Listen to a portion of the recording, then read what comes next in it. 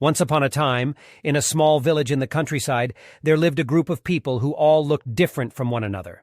Some were tall, some were short, some had dark skin, and some had light skin. Despite their differences, they all lived together in peace and harmony, sharing their resources and looking out for one another. One day, a newcomer arrived in the village. He was a well-dressed man with a fancy hat and a big bag. He claimed to be a wise man, and he promised to share his knowledge with the villagers. The villagers were excited to hear what he had to say, so they gathered around him in the village square.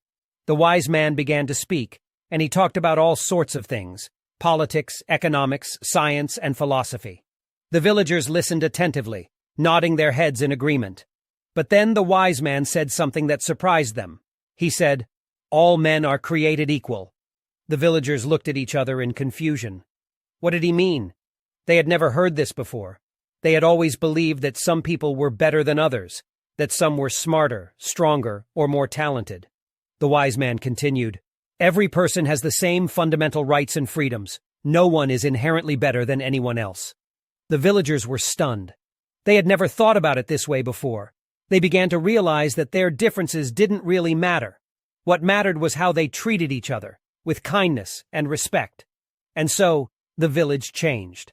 The people began to see each other in a new light, as equals. They worked together even more closely, sharing their resources and supporting each other through difficult times. They realized that they were all part of one big family, and that they had more in common than they had ever thought. And that, my friends, is the story of how a wise man helped a village to understand the simple truth that all men are created equal.